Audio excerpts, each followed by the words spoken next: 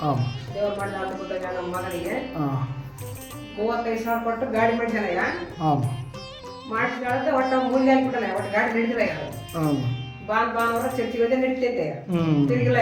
ಹ್ಞೂ ಒಟ್ಟು ಕೆಲಸಕ್ಕೆ ಹೋಗೋದು ನಡೆಯಂಗಿಲ್ಲ ಒಟ್ಟು ಗಾಡಿ. ಹ್ಞೂ ಹಂಗೈತೆ ತಿರುಗಿ ಹೆಂಗ್ ಮಾಡ್ಬೇಕಂತಂದು ನಮ್ಮ ಹುಡುಗ ಆಲೋಚನೆ ಮಾಡೈತೆಯ. ಹ್ಞೂ ಇದನ್ನ ಹೆಂಗ್ ಮಾಡ್ಬೇಕಂತ ಮೆಕ್ಯಾನಿಕ್ ತಗೋದು ನಮ್ಮ ಕೈ ಹಾಕಲಪ್ಪ ಮಾಡಿದ್ರೆ ಮಾಡ್ಸಿ ನಾವು ಹ್ಞೂ ಅಂದ್ರೆ ಮಾತಾಡು. ಹ್ಞೂ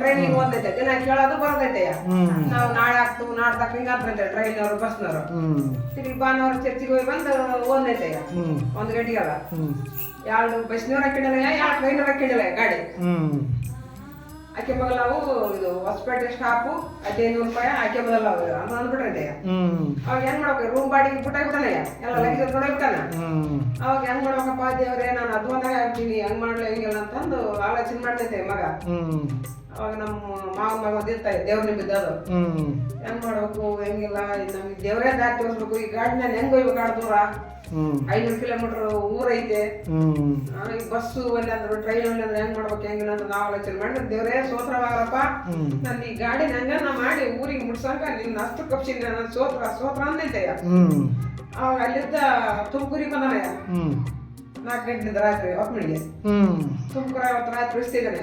ಹ್ಞೂ ತುಮಕೂರಿಂದ ಬರ್ಬೇಕಲ್ಲಯ್ಯ, ಹೌದು. ತುಮಕೂರು ಸ್ವಲ್ಪ ತಡತಿಂತೆಯ ಮತ್ತೆ ಕಟ್ಟಾಗ್ಬಿಟ್ಟಿತ್ತು.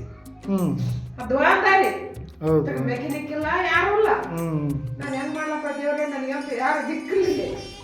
ಗಾಡಿ ಕೊಡತ್ತ ದೇವ್ರೇ ಸೋತ್ರ ನೀನೇ ಹೆಂಗ್ ಕರ್ಕೊಂಡು ಬೈತಿಲ್ಲ ನನಗಂತೂ. ಹ್ಞೂ ದೇವ್ರು ನಿನ್ ಕರ್ಕೊಂಡ್ ಬಂದಿದ್ದೀನಿ, ನಾನು ಬೈತೀನಿ, ನನಗಂತ ಹೇಗೆ ಬೈತಿಲ್ಲಪ್ಪ, ನನ್ನ ದುಡ್ಡು ಕೂಡ ಬಾಳಲ್ಲ, ನಾನೆಲ್ಲ ಗಾಡಿ ಗಂಟು ಮುಗ್ಲಾಗ್ಬಿಟ್ಟಿನಿ ಅಂತಂದು ಕೊಂಡಿಲಿಂದ ಪ್ರಾರ್ಥನೆ ಮಾಡ್ತೀನಿ ಅಂದ್ರೆ ಮುಟ್ಟಿದ್ದೆ ನೋಡೋದಾರ್ಯಾಗ.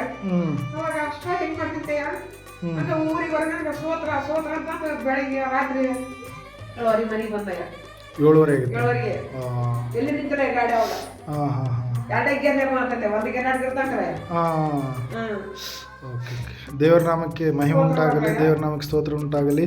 ಬೆಂಗಳೂರಿನಿಂದ ಸುಮಾರು ಒಂದು 450 ಕಿಲೋಮೀಟ್ರ್ಗಿಂತಲೂ ಜಾಸ್ತಿ, ಸುಮಾರು ಒಂದು 500 ಕಿಲೋಮೀಟ್ರ್.